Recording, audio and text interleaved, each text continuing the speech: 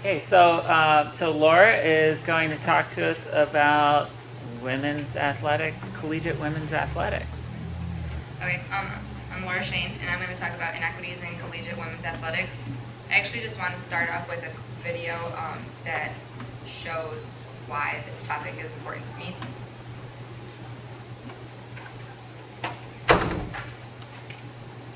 When I was growing up, girls just didn't run in public. No one on my all-boys team would pass to me. Dad told me I couldn't be a boxer. He said I was too small. There was a guy who tried to spit on me and then push me out of his way. There comes a point where you have to be sure of yourself. People aren't used to women being so passionate. It scares them. One day I just said it doesn't matter what other people think. I'm a fashion model who can dunk. I'm a girl. That doesn't mean I have to wear a skirt. Doesn't mean I can't get all fired up. They used to say, that girl is crazy. But then I just kept winning. I didn't set out to dominate. I just did. Somebody's got to be the best. So why not me? I'm 55 years old and I run close to 70 miles a week. I never felt like quitting. There's something telling me to do it every single day. Just want to play ball. Okay, so this was just a Nike ad that shows over the past couple of years that women have been, overlooked in sports, and these girls are saying that when they were younger, they weren't allowed to play with boys. No one thought that they could do what they wanted to do. So that's why I chose this topic. I am a female in sports, and it feels like it's a very important topic to me that needs to be discussed.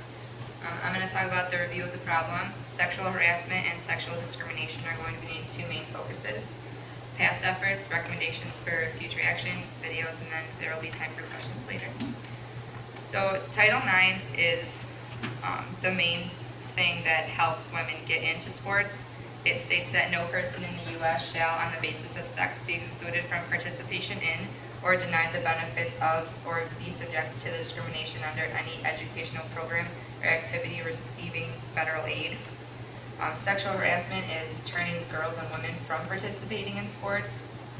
It's a violation of the U.S. law and impairs girls and women's access to educational resources. And in the United States, under Title IX, sexual harassment by staff or peers is illegal sex discrimination. Back in the day, women weren't allowed to exert themselves, and they were restricted to only horseback riding for pleasure and swimming because it became fashionable with the bathing suits that they were coming out with. They weren't supposed to be sweating or playing ball with anything, even though there were past stories from the Cleopatra days, it says, where a girl was playing ball with her servants, but her father said no because that's not what women were doing. Sexual discrimination is not allowing the women the same recognition. So the women are in sports a lot more nowadays. Misty May and Carrie Walsh were in the Summer Olympics, but they're not receiving the same recognition as the men do. For example, Michael Phelps and Ryan Lochte for the swimming. So starting with sexual harassment, it causes women to be weak, uncompetitive, and not taken seriously. When a woman is sexually harassed, it makes her feel, broken down, like men are trampling all over her. And even though there are instances where it is vice versa and women sexually harass men, it's very uncommon. There are a lot more women are, looked down upon. You could say that they're not always in the higher rankings of jobs, and they're in the lower orders. So men think that they can kind of walk all over them and do whatever they want to them because they're not going to say anything in fear of losing their job or not being taken seriously at all. So throughout the years, women have progressively been gaining more respect in media in the sport world. But when an incident of sexual harassment happens, it can set women back. A few years ago, they had the incident with Erin Andrews, the reporter. A man caught her in the locker room and posted pictures, or in a hotel room and posted pictures of her online. That set her back, and she had to rebuild herself as a serious journalist because that's her job, and someone invaded her privacy, and it's a really big problem. That was a huge form of sexual harassment that's actually pretty recent. Women work hard to make it known that they deserve respect and equality just like men. For example, again, Erin Andrews, she worked really hard to get her image back, and she came out as soon as it happened saying, this is an invasion of my privacy, no one should see me this way, and she worked so hard to gain that respect back from all her followers. When women are on the front of magazine covers, they're seen as sexy and they're not always seen as strong and athletic. This is also a form of sexual harassment and discrimination, and people are not taking women seriously. In the video later, I'll show you some examples of that.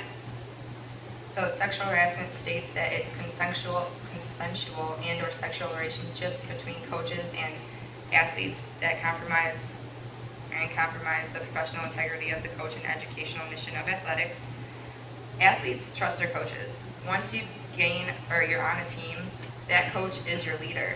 They're your dictator, they're just in charge of you. So you gain that certain trust with them. And sometimes when you have a male coach, he tries to gain your trust more because he's not as familiar with the female mind as he'd like to think. Coaches often exercise their power over the athletes by critiquing them or making recommendations to better the athlete's performance, or sometimes they begin to play favoritism, but also they could be a little too harsh on the athlete, and then the athlete feels that they need to do whatever they can to prove to that coach that they can be the best, and sometimes that can lead to inappropriate instances of sexual abuse where a coach is sleeping with the player so they can have the starting spot. It was a problem in Indiana a few years ago in one of the high schools. The coach was sleeping with multiple of the players, and he actually ended up getting fired because that's illegal and considered statutory rape. Another instance is when you begin to trust someone, your guard is down. So if they start making advances on you, you may just play it off right away, and you're not going to think it's anything, and they're just messing with you, but it can lead to more inappropriate matters. Sexual harassment and sexual relationships between coaches and athletes subvert the mission of sports organizations and educational institutions to provide leadership and resources for the purpose of improving the physical, mental, and emotional well-being of all females through sports and fitness participation. So once a female athlete has been engaged in any type of sexual harassment or sexual abuse, she will begin viewing the coach as a villain and no longer a leader. Her trust will begin to go down, and she may just shut herself off from the world. Her eating habits may change. Parents might notice that. She may be more agitated easily. Her grades could go down and no one can figure out what's going on. They could think that there's a serious problem when she's not reporting it right away, and that is the main problem, that the coach is taking advantage of that player.